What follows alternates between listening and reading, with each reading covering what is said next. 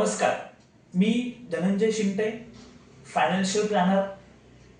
आम्ही financial planar जेव्हा क्लायंटचा financial portfolio करतो त्यामधला सगळ्यात महत्त्वाचा जो पार्ट असतो तो म्हणजे आहे रिस्क मॅनेजमेंट. आणि रिस्क मॅनेजमेंट मधला पण सगळ्यात महत्त्वाचा जो पार्ट आहे तो म्हणजे आहे हेल्थ इन्शुरन्स म्हणजेच मेडिक्लेम. आपण सर्वजण तर मेडिक्लेम पॉलिसी घेतो, पण सहसा त्यातल्या काही ज्या मेडिक्लेम पॉलिसी मधल्या ज्या प्रिकॉशन्स काय घेतल्या पाहिजे किंवा त्यातल्या काही टर्म्स अँड कंडिशन्स काय आहेत बऱ्याचदा ते आपल्याला माहीत नसतात. तर आज त्या आपण पाहूयात. थोडासा व्हिडिओ एखाद्या वेळेस थोडासा मोठा होऊ शकतो, पण सगळ्यांना एक रिक्वेस्ट आहे की सर्वांनी तो पूर्ण पाहावा. प्रिकॉशन नंबर 1, जेव्हा आपल्या हातामध्ये मेडिक्लेम पॉलिसी येते त्यावेळेस त्याच्यामध्ये आपले जे नाव आहे, जेवढे फॅमिली मेंबर किंवा इंडिव्हिज्युअल असू त्यातले जे नाव आणि त्यातले जे जन्मतारीख आहेत म्हणजे डेट ऑफ बर्थ हे आधारप्रमाणे आहेत का ते बघणे, किंवा अदर डॉक्युमेंट प्रमाणे काय आहेत तर ते बघणे, आणि त्यातले जे रिलेशन आहेत जे मेन्शन केलेले आहेत ते प्रपोजल प्रमाणे केलेले आहेत का याची खात्री करून घेणे. प्रिकॉशन नंबर 2, आजकाल टेक्निकल सिस्टीम एवढी फास्ट झालेली आहे, ऑनलाईन हे सगळं खूप फास्ट आहे. त्यासाठी आजकाल प्रत्येक मेडिक्लेम कंपनीचं मोबाईल ऍप्लिकेशन आहे, तर ते तुमच्या मोबाईलमध्ये इन्स्टॉल केलेलं आवश्यक आहे, गरजेचं आहे. आणि त्याचबरोबर शक्य असल्यास मेडिक्लेम पॉलिसीची एक प्रत घरात काढून ठेवणे. प्रिकॉशन नंबर 3,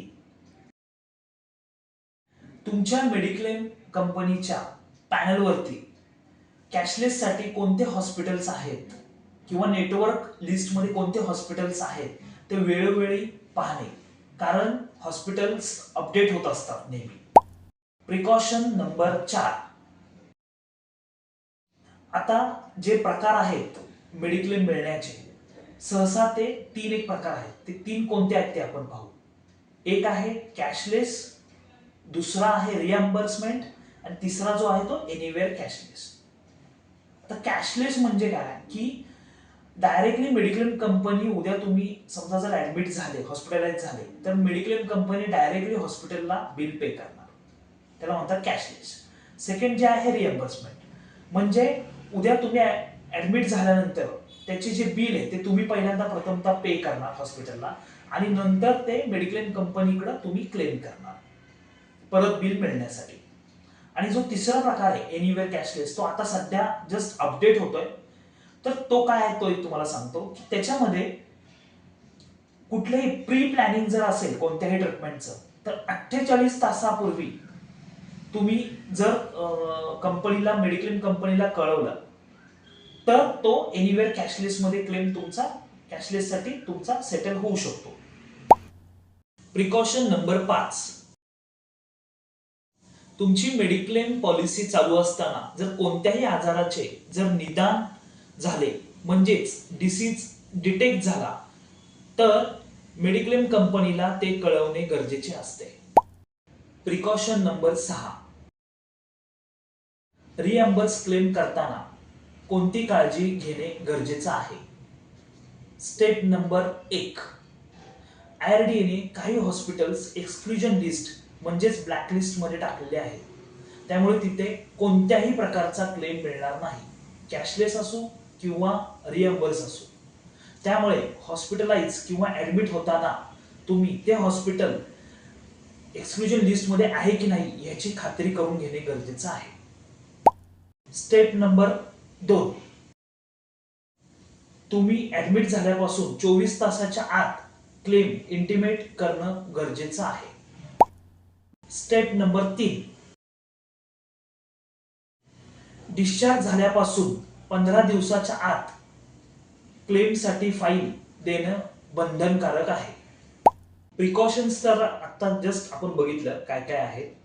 आता टर्म्स अँड कंडिशन्स ते आता आपण बघूयात. रूल नंबर 1, ऍक्सिडेंटल कव्हर म्हणजेच अपघातामुळे जर कोणी व्यक्ती जर हॉस्पिटलाइज झाला तर त्याला तो क्लेम पहिल्या दिवसापासून अवेलेबल असतो. रूल नंबर 2, काही जे नॅचरल डिसीज आहेत त्याला 30 दिवसाचा वेटिंग पिरियड असतो. म्हणजे काही नैसर्गिक आजार जे आहेत त्यांना 30 दिवस पॉलिसी घेतल्यापासून मिळत नाही.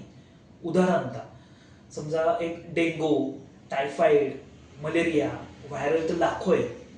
असे काही जे इत्यादी काही जे आहेत त्याला 30 दिवसाच्या आतमध्ये तुम्हाला क्लेम मिळत नाही. पण एक त्यामध्ये कंडिशन आहे किंवा एक काळजी घेणे खूप गरजेचं आहे की समजा तो क्लेम खरोखर आयपीडी लेवलचा आहे का ओपीडी लेवलचा आहे ते बघणं खूप गरजेचं आहे. जर आयपीडी लेवलचा असेल तरच तो क्लेम मिळतो, अथवा ओपीडी लेवलचा असेल तर तो क्लेम रिजेक्ट व्हायची शक्यता असते. रूल नंबर 3, काही जे डिसीज आहेत, ट्रीटमेंट्स आहेत, त्यांना 2 वर्षाचे वेटिंग पिरियड आहे. म्हणजे 2 वर्ष काही ज्या ट्रीटमेंट्स आहेत त्यांना मिळणार नाही. उदाहरणतः समजा कॅटरॅक्ट म्हणजे मोतीबिंदू, नाकाचं हाड वाढणे, कानाचे काही टॉन्सिल्स, तुमची किडनी स्टोन, पाईल्स, हार्निया यासारखे जे डिसीज आहेत, बीपी, शुगर यासारखे जे आहेत यांना 2 वर्षाचा वेटिंग पिरियड आहे. म्हणजे 2 वर्ष यांना मिळणार नाही. त्याची जी लिस्ट आहे ती पण मी व्हिडिओमध्ये शेअर केलेली आहे. रूल नंबर 4, काही जे प्री एक्झिस्टिंग जे डिसीज आहेत म्हणजे जुने आजार आहेत त्यांना पूर्वी आयुर्वेदाच्या नियमानुसार 48 महिन्याचा वेटिंग पिरियड होता, पण तोच आता 36 महिन्याचा वेटिंग पिरियड झालेला आहे.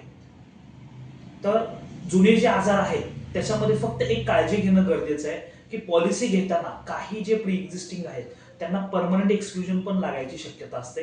ते त्या अंडर रायटर जेव्हा पॉलिसी देतो त्यावेळेस त्याच्यावरती ते अवलंबून राहते. तर ह्याची काळजी पण घेणं किंवा खात्री करून घेणं की खरोखर ते टेम्पररी एक्सक्लुजन आहे का परमनंट एक्सक्लुजन आहे ह्याची काळजी घेणे खूप गरजेचं आहे.